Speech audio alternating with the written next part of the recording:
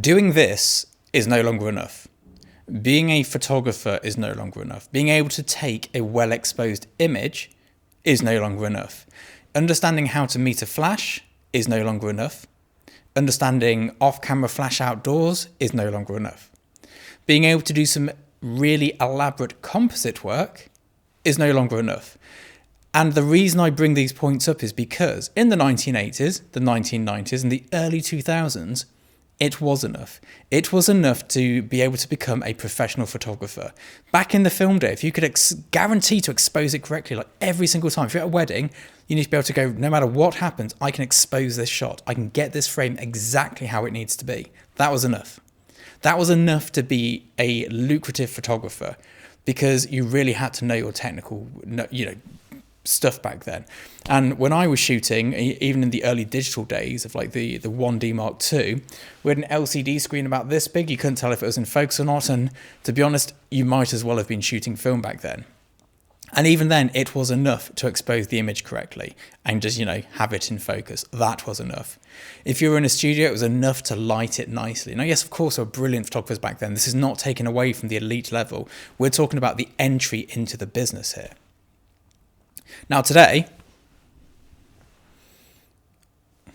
just checking that wasn't my phone number on the back there, I have this iPhone. This is not a new iPhone. I've had this a few years. It's an iPhone 8.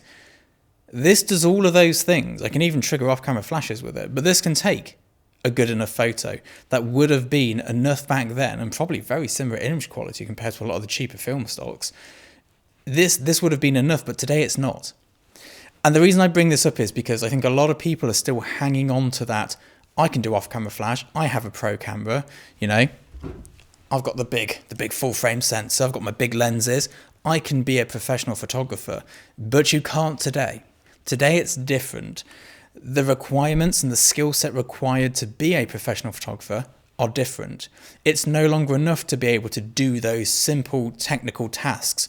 They were things of the 80s and 90s because you had to be certain. Now we can look at the screen or look at the computer when we're tethering and go, bit dark, fix that, change the aperture, up the flash power, move the flash further away.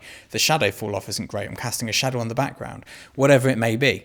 We can fix that in real time. So having that technical ability, yes, it's good to have it. And I absolutely pride myself in being able to meter a scene or look into a room and go, yeah, it's f2, 1600 ISO, 125th of a second in here. That is useful, but it's not enough. And it speeds things up and makes life easier being able to do those things, but it's no longer a requirement or a necessity. You do not need to be able to use one of these properly to be a professional photographer anymore. What you do need, however, is a voice. You need a perspective and you need an opinion on the world. And you need to go, this is me, this is what I do, and this is how I make it look. The aesthetic is so much more important than any trickery that this thing can do. I've got a big, I don't know if you can see it. Where is it? Here. Whoa, this is hard to do. There. I've got a big bellows camera there. That can do some real fancy stuff. But it is useless without concept. And that concept is useless without context. So I have to go, right, here is what I'm going to photograph. Let's take an example. We did a shoot for hangovers. It was a hangover breakfast thing. It was going to be our Christmas card. And if we didn't manage to get it out in time for the Christmas card, which we didn't, it was going to be the New Year's Day card for the hangovers, which we also didn't manage to do. But there we go. We did this hangover shoot. And the whole preface was like really dirty, greasy hangover food. Full English breakfast and like a hangover sandwich that was obviously impossible to eat and absolutely ridiculous, but looks great. Now that concept and the context of it being for a hangover and the concept of the over-the-top, the really like bold and graphic style, that was more important than the fact that I got this camera to shoot it at a cool angle, especially the sort of 45-degree down one at f22 with a massive swing on the lens to get the entire world in focus and crystal sharp on a Secor 6x7 lens.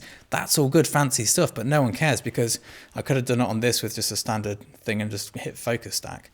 Or I could have done it on my phone and got as many people to see it because it's all about that concept and that aesthetic. And that is what makes the difference today. And I've said this before a few years ago on YouTube, so I'm sort of drumming it up again because I had about 10 followers back then.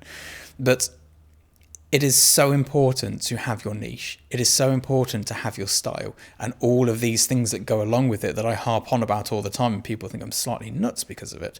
But if you do not have this, you're just somebody who can operate a piece of technology. Now, I can drive a car, but that does not make me a racing car driver. I can work a computer, but it doesn't make me an IT technician. Just because you know how to work a device, it doesn't mean you're anywhere near being able to be a professional in that. My grandmother, who is in her late 80s, can work an Apple computer. She is not an IT technician. That doesn't mean she can do it. So being able to expose a photo, being able to use a flash, it means nothing. The only thing which matters in 2022 and for the foreseeable future is your concepts, the context and the perspective on the world that you have, that you're putting in front of this black box that captures light. Because that is all this is these days. It's just a box that captures light. What's important is what you put in front of it. Anyway, I hope that's been of use to somebody. If it has, let me know in the comments below. If you have any questions or any videos you'd like to see me make, pop those below as well. I'll see you all soon. Bye-bye.